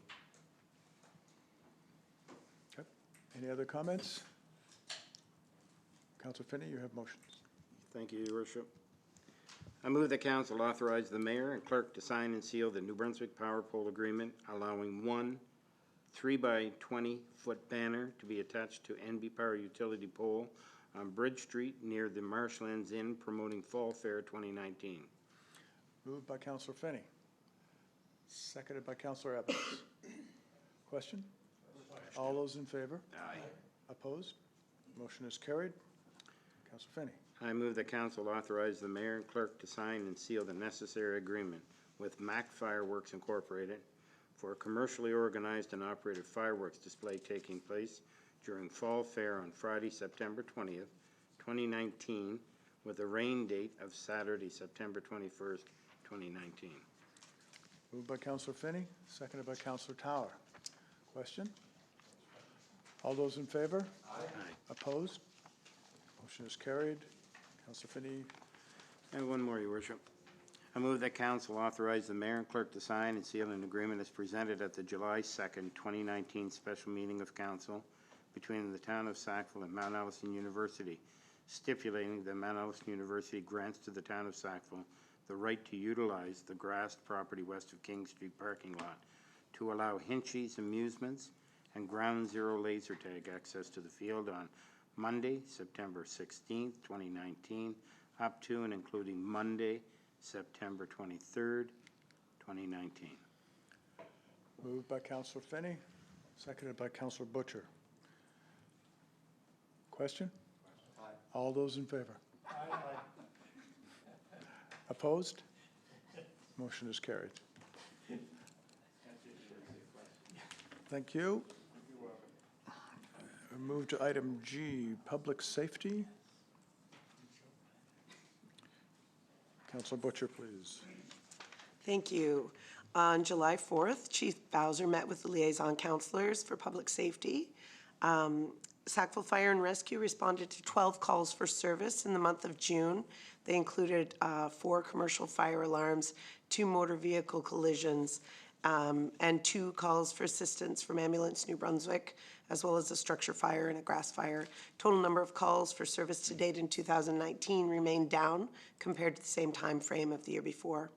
Training sessions that took place in the month of June were self-contained breathing apparatus, pump operations, and station and equipment checks. And we also had several members go to the Moncton Fire Department Training Tower to enhance their skills in SCBA search and rescue and hose deployment. Firefighters have finished their morning breakfast program at Salem Elementary School, obviously. And we'd like to thank all the members for participating in making it possible for the children who were able to have pancakes on Tuesday mornings. Thanks to the fire department. Our 14th annual truck draw tickets are around in the business community now. You can pick up your tickets from any firefighters and do it early so that you can use the coupons that are attached to the ticket stub. And just a reminder, under the Fire Prevention Bylaw number 247, Section 3, rubbish fires are strictly prohibited within town limits. And if you're having outside fires, they must use an outdoor wood burning appliance, which is a manufactured, non-combustible, enclosed container designed to hold a small fire for decorative purposes only. And the size of the wood burning appliance should not be larger than 1 meter in any direction, and it can include a chimney. And as always, we would like to remind residents of Sackville to make sure that they have a 72-hour emergency kit. There should be 2 liters of water per person per day, food that won't spoil, energy bars, dried food, and other items that should be included are a manual can opener. It's very difficult to open up your cans without that when the power's out, and a flashlight and batteries and a first aid kit. For police services, overall calls for service in 2019 are comparable to that in June of 2018. The total number is 98 compared with 103. Property crimes were slightly up from previous months, with a total of 20 property crime occurrences reported in June. That includes mischief and theft and fraud investigations. Of those 2 files, 2 of the reported ones were for mischief in public places, one at Memorial Park on Bridge Street and the other on Town of Sackville property on Dufferin Street, and no suspects are currently identified. However, the file is still under investigation. CPO LeBlanc also helped launch the new J Division prevention campaign, Lock Your Doors, here in Sackville. And the purpose of that campaign is to remind everyone to close their windows, lock their doors, never leave a vehicle running or unattended, and to remove personal belongings or valuables from sight. And of course, to report any suspicious activity. A total number of 3 traffic operations conducted in the community in June, including speed enforcement, 14 charges, selective traffic enforcement initiatives and check stops. 1 impaired driver was intercepted and charged within the town. A total of 12 crime prevention check stop presentations were conducted by our CPO in collaboration with various partners such as CN Police, Ambulance NB, and Commercial Vehicle Enforcement. These check stops presentations were to educate and familiarize our citizens on different topics such as impaired driving, railway safety, move over law, and bicycle safety. And that's my report. Any questions on the public safety reports? Any comments as well? Hearing none, I don't believe you have no motions? No motions. Correct? Okay, thank you very much, Councillor Butcher. We move to policy bylaw. Councillor Black, please. Thank you. The policy and bylaw report can be found on page 47 of the package. The policy bylaw liaison group met on June 19th, 2019. Bylaw number 251, the bylaw respecting procedure and organization of council. We've been talking about this a lot over the last few months, but it's going to be, we're going to eventually invite council to a working meeting in early fall to further review and revise this bylaw.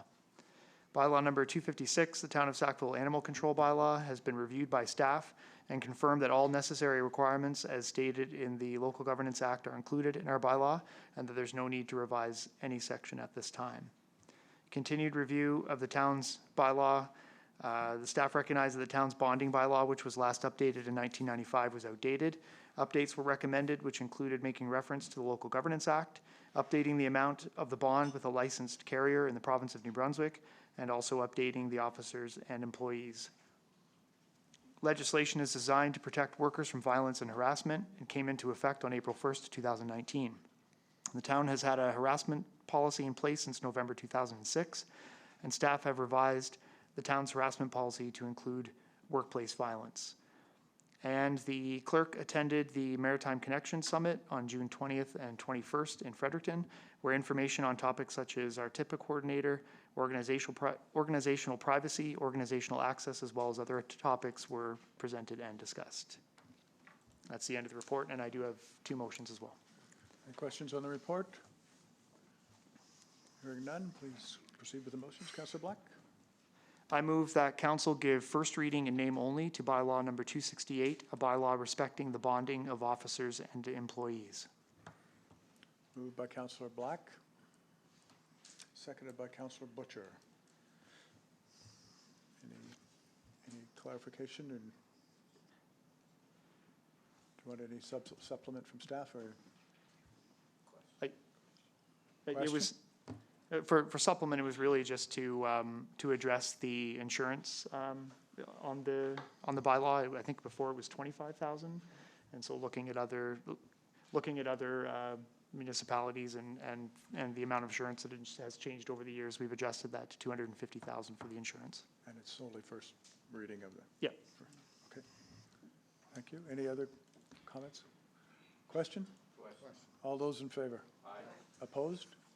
Motion is carried.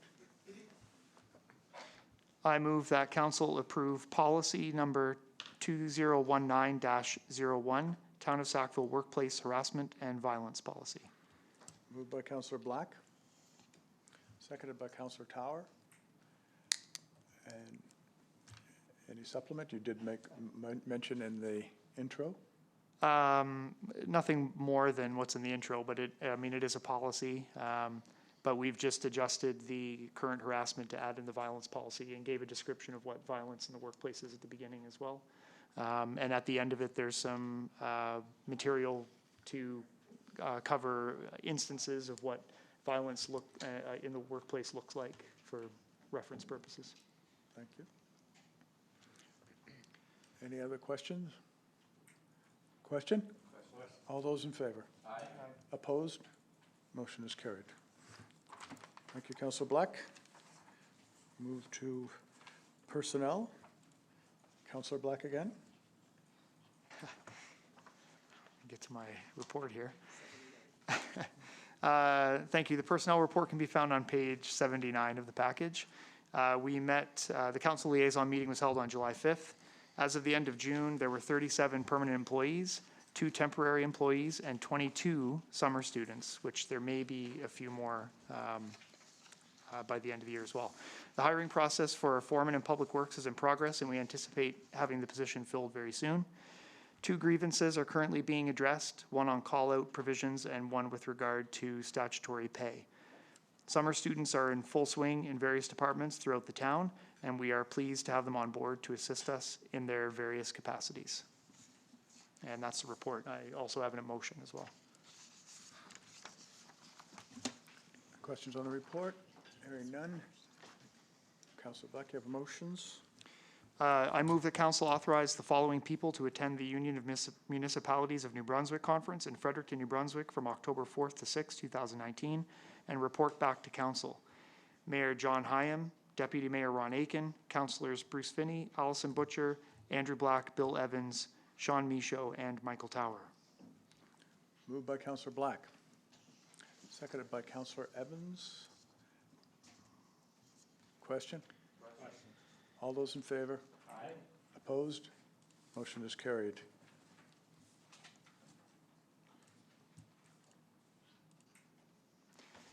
I move that council approves the personnel report as presented to council at the July 8th, 2019 council meeting and authorizes the mayor and town clerk to sign and seal the agreement as presented. Moved by Councillor Black.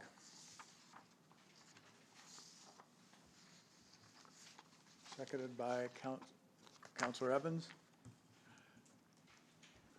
Question? All those in favor? Aye. Opposed? Motion is carried. Thank you.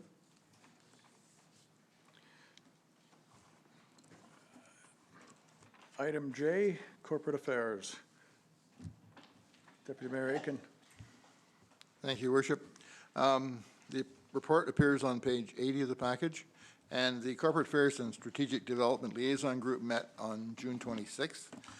As part of the implementation of the new business development strategy, we're very pleased to welcome the Chamber of Commerce of Greater Moncton to Sackville on June 19th to explore the idea of creating a Sackville chapter. Excuse me. The meeting attracted approximately 30 people and was extremely positive, and there already appears to be a great deal of interest among the business community to establish a Sackville chapter. Chamber will be back again later this summer to host a business after-hours event to generate further interest on the initiative, and this is the first project to get underway from the new business development strategy. The town co-hosted a public information meeting with the New Brunswick ATV Federation on July 3rd in advance of the July 13th date, in which ATVs will be permitted on Mallard Drive and a portion of Wright Street. The meeting was held at the Civic Center, and approximately 20 ATV enthusiasts attended. It was quite informative and had representation from the RCMP Off-Road Vehicle Enforcement Branch, the town, and the New Brunswick ATV Federation. The Federation has produced a frequently asked questions handout that was presented at the meeting and outlines the rules and expectations for riders as they reviewed the approved routes and necessary hand signals that riders will use, discuss location and types of signage along approved routes, and reviewed by bylaw number 258. It was a positive discussion, and the material was provided at the meeting we posted on the town's website with hard copies available at Town Hall. We want to remind residents and the Federation members that ATVs will be allowed to use Mallard Drive and a designated portion of Wright Street as of July 13th, 2019. Following Council's direction at the June 10th regular meeting to submit expression of interest under the Integrated Bilateral Agreement for the Investing in Canada Infrastructure Program, staff successfully submitted the application for Phase 3 of the Lawrence Street Stormwater Mitigation Project on June 28th.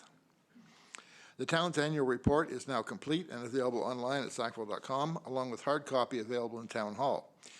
The new Local Governance Act requires municipalities to prepare an annual report in accordance with Regulation 2018-54, the annual report regulation.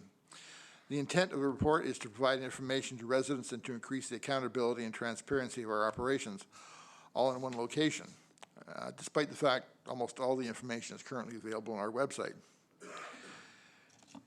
And finally, on June 2nd, I was pleased to join the CEO, representatives of the RCMP and Fire Chief, to welcome the 2019 SHAD Mount Allison students to Town Hall. Students received a tour of Town Hall, the RCMP detachment, and the fire station, and the highlight appeared to be group picture taking, one in the Town Hall fire truck, town fire truck, and one on the green roof. There are 52 students in this program this year, which is up from last year. And correct me if I'm wrong, but I think this we were voted the best SHAD program in the country last year here. So it's been a great benefit to us. We have a variety of events and planned engagement in a number of community events and community life to make them feel at home. And we're quite happy to be partnering with SHAD Mount Allison to welcome these students. And as an aside, somebody asked me what SHAD stood for, and I jokingly said it was a fish. And apparently, it comes from the Shad Valley, near Aurora, where the first program was developed, and it's from the Shad Creek, which is named after the fish. So apparently, the whole program is named after a fish. I wasn't wrong. That's the report, Your Worship. Biologists. What can we do? Any questions? So let's start with Councillor Butcher. Thank you. I'd just like to say that I went to the public information meeting about the ATVs being allowed to use Mallard Drive and a portion of Wright Street. I am not an ATV enthusiast, but I thought I should know what was going on, and I was really impressed with the ATV Federation. They were so concise and clear, and they had such a big list of the do's and don'ts, and the people who were there were listening carefully, and I really think that this is going to be a positive thing. There doesn't, gosh, I hope I'm right, there doesn't seem to be any holes in it. All of the issues that could come up have been thought about, and they've made sure that everything is clear. I really think that this could be a positive thing for our town for tourism, and I've got high hopes that it will be a positive thing. So if anyone is interested in hearing any more about how that all works, I was there. I know how it will roll out now. Thank you, Councillor Butcher. Councillor Black. Just a question about the ATVs. We were talking about resetting the lanes from Mallard into the Esso McDonald's. Has that happened yet? Yeah. So the straight lane is in the other lane? Yes. Okay. Oh. The mayor's answered my question, but okay. I forgot to mention something in my mayor's report. I also met with the local ATV president and vice president here, and they had other ideas of what the Federation might be able to do locally. There's an idea of Cape Germain linking to Memramcook. And to show you the extent of it, I was in meetings in St. John's, Newfoundland all week. A fellow beside me said, "Oh, you're from Sackville?" I said, "Yes." "Well, I'm from Memramcook, and we're trying to get a trail between Memramcook to Cape Germain, and we'd really like to talk about how that might work." And then he said that would then link Shediac, Dieppe, Memramcook, and Germain into a network that a great deal more people would. So there's another element that the Federation really wants to pursue. I just thought, sorry I forgot to mention that. Councillor Evans. Just to follow up on that, the ATV Association are the good guys. These are the rules obeying people. So we passed this to accommodate them. They're trying to make sure that what they do is legitimate and they regulate their members. So I'm hopeful as well. If it doesn't work out, we're in a position to change things. So that's why I'm willing to give it a shot. I also wanted to say there's a lot of good stuff in here, a lot of initiatives that are worth calling out. I was at the Chamber of Commerce meeting, and that's a wonderful initiative. Our chamber failed, And the idea that we could piggyback on an established organization and maybe build up something here and have it going is really good news. The SHAD stuff was a real hit last year. I'm delighted to hear that Mount A's been honored and that we can, again, piggyback on that and welcome them again. So there's a lot of nice stuff in all of the reports. This has been an especially positive meeting, I think. So. Councillor Finney. Todd Hicks, you were at that meeting for the ATV as well. Could you tell us when the signs are going up, because that wasn't mentioned tonight, and where they're going to be put? Yeah, certainly, Councillor Finney. On Friday, we'll be installing the signage specific to Mallard Drive and Wright Street as per the ATV Federation's requirements. And as Councillor Black noted, the alignment of the lanes, the left turning only in the middle lane, has been done both exiting McDonald's and exiting Mallard Drive, so that's already completed. And they'll be open for business on July 13th. So that's our final step to get it ready for them. That the signage is going to be there and to keep an eye open for it and keep an eye open for the ATVs. I also like to say I was there and I was very happy I went. The guy who presented was phenomenal. He knows his stuff inside out. I don't think there was a question he was stumped on, not one. And also made the offer to turn around, and if anybody's got any questions or anything, contact him and whoever, so that he can answer them for you as quickly as possible. It was phenomenal. It was really good. Thank you. Just a little more of a summary. The new signage will start at the top of Wright Street for the ATVs coming off the trail. So those ATVs will be directed down the right-hand side of the road, and the path is through the McDonald's parking lot, through the lights, and down Mallard Drive. And as far as offloading vehicles, that'll be specifically down by our BIC center in that parking area. Thank you. Any other comments?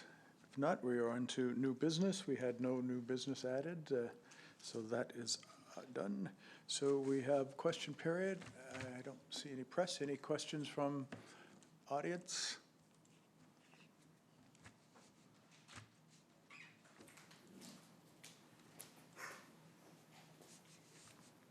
Hi, Shelley Chase, Your Worship. I just wanted to comment or ask a few questions about the Border Town Festival, if that's all right. Is now the appropriate time to do so? Sure. Okay. Again, I work in entertainment, as I mentioned before, and I am a little confused about the figures and the evaluation on specifically the Joel Plaskett concert. There's been some talk amongst industry personnel such as myself about it was a very, very high expenditure. So I wanted to ask how that evaluation was made. It would be more common to do something like that with that price figure, which I believe was $6,000. Was it $6,000 or $7,000? I don't have the $7,000. So just by example, I book a number of entertainment acts that are very high level, such as Jimmy Rankin, Alan Doyle, Bruce Guthrow, J.P. Cormier. That's the level of artists that I work with. And without divulging specific festivals I have contracts with right now, we would do an expenditure like that on an open air tent of 3,500 people, 4,000 people. So to put it in 279 fixed seats at a $30 ticket and sell only 180 seats, in my opinion, is not a success. So I need to ask, did you consult with other festival directors before that expenditure was made to do the evaluation of what Joel Plaskett could do as a hard ticket in this municipality? Because that's what we would do. Municipalities generally hire out to an artistic director or someone with explicit knowledge of these sorts of expenditures. That's a very high price for a town the size of Sackville. And also, did you apply for any additional festival funding? If Bordertown has been operating for 5 years, you're eligible then after 2 or 3 years to have heritage and council funding. So I work with a number of different municipalities and festivals that are run by municipalities where we do apply for subsidy funding so that the town and the municipality and the taxpayers aren't bearing such a risk. There's no need of it. So I just wanted to ask specifically why there was a decision to make such a high expenditure, because when I look at James Mullinger, who I've also booked as well for Canada 55 Plus in St. John, where I was the coordinator of all the events of a 2,500 person event, athletes, and for the city of St. John, it's just a very, very high evaluation. So if this was done to put Sackville on the map, then what was the press evaluation where there's only 5 businesses that were consulted and a $28,000 economic benefit? It doesn't justify almost 50% of the expenditure being spent in James Mullinger and Joel Plaskett with fixed seating. If it was done as an open air subsidy where the quality of life could benefit the town of Sackville and draw other residents in, such as what the city of Moncton does with, say, April Wine. It's an open wine concert. I mean, I know, for instance, April Wine only charged $25,000. So I just needed that evaluation. It was very high for the record, and the questions are, did you consult with other festival directors to see what the hard ticket in the market really would be? I can see that that was a loss with SOCAN fees, per diems, hotels and things that would be added on to Joel Plaskett's performance wage. And also, did you apply for subsidy from all the funds that are available for cultural festival funding with an established event by a municipality like Bordertown? And I'll leave that. I don't know if we can address that now or if we wait and do that later. Do you want to respond to that later, or do you want to? I can address a couple of points, and then perhaps I can get back to more detail later. If I leave anything out, or there probably would be some other things to add. We worked with Joel Plaskett's agent, and that was the offer that they were willing to accept. So it was essentially a take it or leave it event. He was available at the time. We had anticipated that we wouldn't be able to afford him because we thought we would get a lot more proposals from community groups, or more expensive proposals from community groups. However, we didn't get as many expensive proposals as we anticipated, so when we crunched the numbers in the budget, we realized we would be able to afford Joel Plaskett, so we decided to make an offer to the amount that the agent had suggested. We were looking for a big name person, as we've had every year. We've had a big name person, and it does seem to draw a lot of attention. Joel Plaskett has tens of thousands of Twitter followers and so on. So that's essentially how we decided to book Joel Plaskett, and we also tried to set a fee that was similar or perhaps a little bit lower than what he had been. We had seen his other tickets for around the region. The concert is not anticipated to make money. We would hope that if we, totally sold out, that it would break even. But the whole festival is anticipated to subsidize events so that it will draw visitors to Sackville. But also, as you mentioned, as a quality of life additive for Sackville. And I think there was a lot of enthusiasm that I heard from local people about Joel Plaskett, but also about all of the programming really well, not all the program, but a lot of the programming for the Bordertown Festival. In terms of other funding, we would love to be able to apply for other funding, but the model that we're working on, even though this is our 5th year, we do not know that the festival will go until the end of the calendar year, because it's not part of the permanent budget. So every year when we get to December, it's considered whether Bordertown will happen again or not. And so we're not able to apply for other funding because we don't know if the event's going to happen. And the short timeline between December and May doesn't really allow us to access any other funding. That being said, we do continue to look for opportunities for short-term funding. We haven't found any yet. So if I haven't answered all your questions, I'll make sure if you could be so kind to send them to me, or I'll review the recordings from the council meeting and make sure I get the rest of the answers to you. Thank you.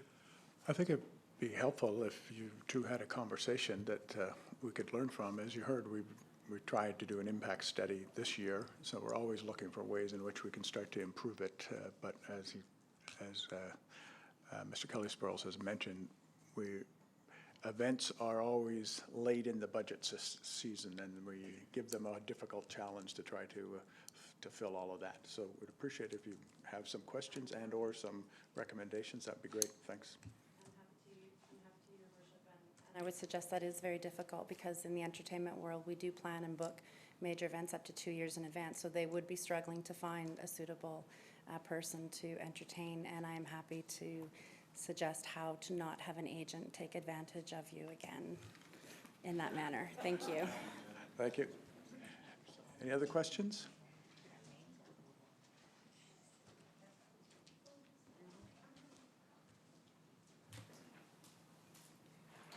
I just have two quick questions again on the border town. Are there any additional staff costs? Is the town involved in setting up or anything with border town?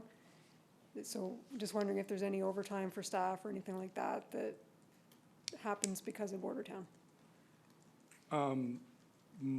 The majority of the work is done as part of my regular work. And I'm paid a salary, as all the managers are, and I think if you saw the number of hours we all worked, you would understand that you're getting good value for your salary expenditure. Not that I'm complaining, because I'm very happy to have my job here. But I do a fair amount of the setup, and then we also had some students involved, and it's part of their regular work week at the Visitor Information Center. We employ them 7 days a week, so there's no extra cost in that, right? Perfect. And then the last question I have is just wondering, you mentioned that there was 17 businesses contacted. Were they just businesses like in the downtown area or throughout the town? Because I didn't get contacted. To be honest, Wendy, I'm not 100% sure. Paxton chose 17 businesses that he thought were representative of different types of businesses in town. So we know he talked to a couple of accommodations, a few restaurants, some of them I think from different areas of town. Unfortunately, we can't reveal the list because it's a sort of a privacy issue. However, if anybody would like to be included, we'd be very happy to include them next time. So Yeah, we'll definitely add you to the list, Wendy, if you'd like to. Okay, anytime you have, and obviously if I have time to respond, I would. If I didn't have time, then I could just say, I don't have time. But if I don't get asked, then I can't provide feedback. So, Wendy, just on your overtime, all overtime is shown in the finance report each month, and I don't believe there was anything from that section in there, so it would be the same. And yes, we were hoping New Brunswick Community College would set the context for that impact assessment, so we didn't intercede and direct it in any way, is what I understand. But now I think there's an opportunity to improve it for next year.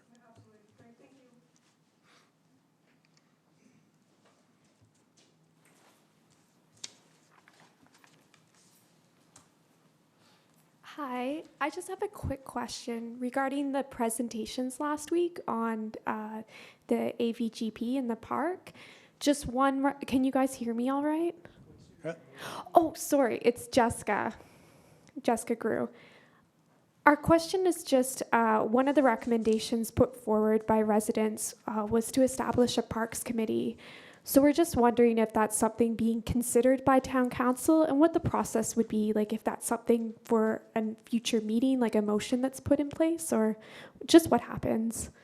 It's a good question. We didn't want to prejudge what was going to happen tonight, and we wanted to hear if there were more comments or advice on it. Really, we're looking at two things. I think number one is the Hussars have asked for a small working group to consider another alternative mechanism that celebrates what they wanted to celebrate. And then I think the second question is about what's the role of the park, the Memorial Park, what's it mandate? And I think we need to have some clarity on that. That's what I'm hearing mostly, is those two kind of components, but there hasn't been talk about how that's going to be structured as yet. So we're still open, and at some point it would be a council decision whether it'll be a consensus or whether there be a motion. I'm not sure about that, but it will be a council. It won't be a staff or my decision. It would be council making those determinations of those committees if those are the two we end up with.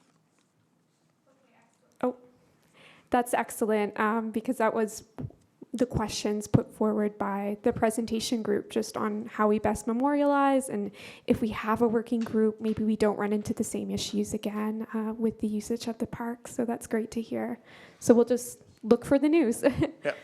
Okay, thank you. Yes. Any other questions? Hearing none. Okay, so motion to adjourn from Councillor Towers, seconded by Councillor Finney. All those in favor? Aye. Opposed? Motion is carried. Thank you.